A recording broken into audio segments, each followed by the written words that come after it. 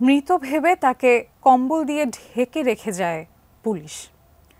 বৈষম্যবিরোধী ছাত্র আন্দোলনে যোগ দিয়ে গুলিবিদ্ধ হন গার্মেন্টস কর্মী নবী হোসেন। গুলি করেই থেমে থাকেনি পুলিশ, বুকের উপর দাঁড়িয়ে তার মুখ দিয়ে রক্ত বের করে ফেলে। গুরুতর আহত নবী হোসেনের চিকিৎসা নিয়ে এখন দিশেহারা তার দরিদ্র পরিবার। নেত্রকোনা প্রতিনিধি শামীম আহমেদের পাঠানো তথ্য ছবি নিয়ে ডেস্ক রিপোর্ট। বৈষম্য বিরোধী ছাত্র আন্দোলনে বসে থাকতে পারেননি গার্মেন্টস কর্মী নবী হোসেন। গত 4 আগস্ট গাজীপুরে বিক্ষোভ মিছিলে যোগ দেন। আন্দোলনকারীদের ওপর এলোপাতাড়ি গুলি চালায় পুলিশ। গুলিবিদ্ধ হয়ে মাটিতে পড়ে যান নবী হোসেন। রেহাই মেলেনি তারপরও 8-9 জন পুলিশ তাকে নির্মমভাবে পেটায়।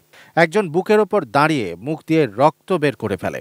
অচেতন হয়ে গেলে মৃত ভেবে একটি কম্বল দিয়ে ঢেকে রেখে যায় পুলিশ।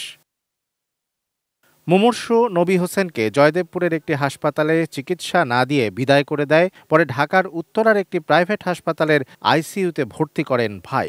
তার ব্যয়ভার বহন করার সাধ্য ছিল না পরিবারের।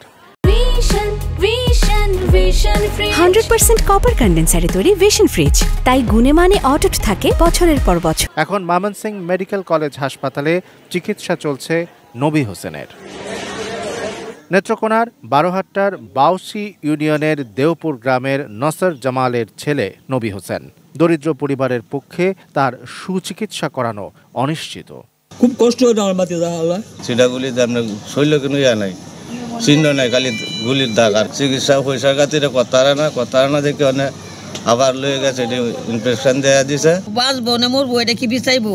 হার হতো ভাঙ্গিয়া খালি ঋণে করছে, ঋণ করিয়া খালি জানডা বাঁচাইছে। গুলি করে আর জাগরা করে মানে আপনারা সরকার যদি সাহায্য না করে তো আমরা তো উপায় নাই। ধার দেনা করে কোনো রকমে চলছে নবী হোসেনের চিকিৎসা। সুচিকিৎসা নিয়ে উদ্বিগ্ন তার পরিবার। সরকারের সহযোগিতা না পেলে হয়তো স্বাভাবিক জীবনে আর ফেরানো যাবে না নবী হোসেনকে। বর্তমানে চিকিৎসা চলছে, চিকিৎসা চললে অন্তত 2-3 লাখ টাকা গেছে গা। মানে আমি তো যদি সরকারের চাইতেছি, আমি আল্লাহ দেয় অনুদান আমার পুত্র সুস্থ হয়ে আনুক। চিকিৎসকদের পরামর্শে ময়মনসিংহ মেডিকেল কলেজ হাসপাতালে নিবিড় পরিচর্যায় থাকা নবী হোসেনের সঙ্গে কথা বলা যায়নি। Shamsul Arefin, desk report, ATN news.